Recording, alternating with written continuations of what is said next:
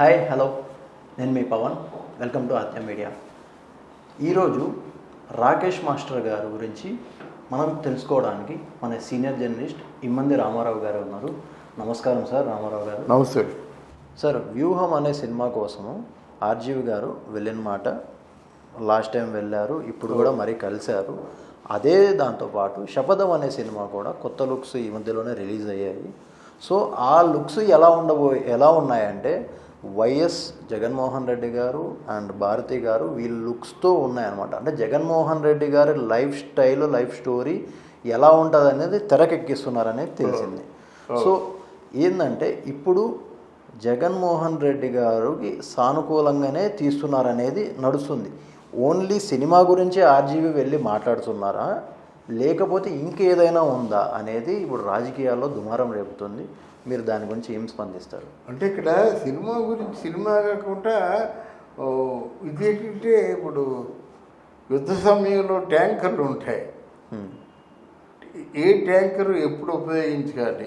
Okay. అలాగే ఇక్కడ రాజకీయంలో ఈ పోరుబాటు సమయంలోనూ ఎక్కడ ఏ బాంబు పేలిస్తే వాళ్ళు రివర్స్ అయిపోతారు, ఎక్కడ ఏ టాపిక్ రైజ్ చేయాలి, ఇవన్నీ ఆర్డర్ ఆఫ్ యాక్షన్ రాసుకుంటారండి. నాకు తెలిసి జగన్మోహన్ రెడ్డి గారు చంద్రబాబు నాయుడు కంటే తెలివైనడు నాకు తెలిసి. ఇఫ్ ఐఎమ్ రైట్, నాకు తెలిసి జగన్మోహన్ రెడ్డి గారు చంద్రబాబు నాయుడు కంటే తెలివైనడు. తర్వాత మంచి వ్యూహ రచయిత. వ్యూహాన్ని ఫిక్స్ చేయడంలో ఎవరికి తెలియదు మాట. ఏదో అమాయకుల్లా నవ్వుతూ కనిపిస్తారు కానీ అంత తేలికైన మనిషి కాదు. కనుక ఈ ప్లాన్ ఆఫ్ యాక్షన్ వాళ్ళు రాసుకుంటారన్నమాట. ఎప్పుడు స్టెప్ బై స్టెప్ అంటే మనకి ఏ తాలూకు అంటే ఎటువంటి ఫిల్మ్స్ పడాలి, అది షార్ట్ ఫిల్మ్స్ కావచ్చు, ఎటువంటి వీడియోస్ పడాలి, ఎటువంటి ట్వీట్స్ పడాలి, ఎలాగ పొల్యూట్ చేయాలి. మీకు సామెత తెలుసు కదా, కడివిడి పాలల్లో చిన్న పాదరసం చుక్క వేస్తే మొత్తం విరిగిపోతాయి అన్నమాట. అట్లాంటి ప్లాన్ ఆఫ్ యాక్షన్ మనకు ఉంటుంది అన్నమాట. మొత్తం అది తెలుగుదేశం పార్టీని మన జనసేన పార్టీని ఎలా ఎర్రగొట్టాలి, ఎలా చెల్లా చెదురు చేయాలి, ఎలాగా విశ్వసనీయతని దెబ్బతీయాలి.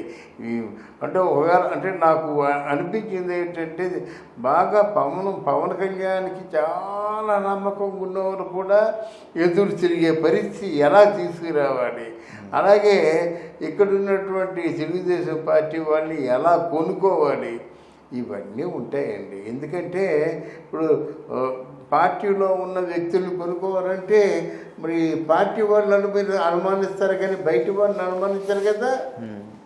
ఇప్పుడు సపోజ్ మన ఆర్జీవి వెళ్ళి ఒకసారి తెలుగుదేశం పార్టీ వాళ్ళు ఇంటికి వెళ్ళాడు అనుకోండి, ఎవరికి తెలియదు కదా, ఎవడు పట్టించుకుంటాడు, ఏదో ఎక్కడో ఉంటాడు, ఎవరిని పిలిస్తాడు, ఎక్కడ మాట్లాడతాడు, వాళ్ళకి మ్యాటర్స్ వెళ్ళిపోతుంది అన్నమాట. అలాంటి ఎన్ని వ్యూహాలు వేసుకుంటారో చూడాలి, కాలమే నిర్ణయించాలి.